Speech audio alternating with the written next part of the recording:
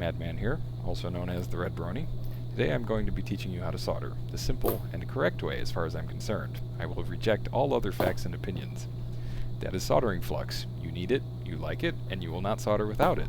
Anyone who tells you to solder without it is wrong and trying to make your life difficult. If we're doing with stranded wires, twist the ends together, or twist the ends individually and then twist the ends together. You don't strictly need to have a mechanical connection, but it makes your life easier.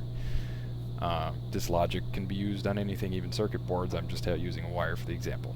Take some flux and glob it on wherever you want the solder to go. Don't worry about it getting on insulators or anything like that. The solder will only follow the flux onto metal. Just glob it on, you don't have to be fancy. You can always wipe it off later if you have excess.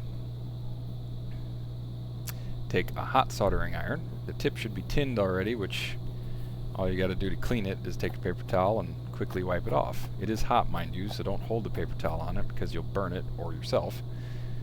But you see how the end is nice and shiny, that means it's properly tinned. If it isn't tinned, or even when you're starting solder, just dunk it in the flux. Be liberal about it, don't be afraid. The flux cleans it. It's good for it. Now you can solder this way by adding solder directly to the tip of the iron. Works just fine. Once you have a certain amount of solder on the iron, just hold it up against the metal you want to solder to warm up the metal. The metal will suck the solder off of the iron. And the flux helps that. At this point, that wire is perfectly soldered. It just doesn't have enough solder on it for my taste because it is a large joint and a stranded wire, so it's sucking up a lot. So I kind of go at it a little bit more, but I could have left it at the first stage. Again, just get the metal contacts hot, and with the flux there, it will just suck the solder off and go wherever the flux is, and it will be soldered.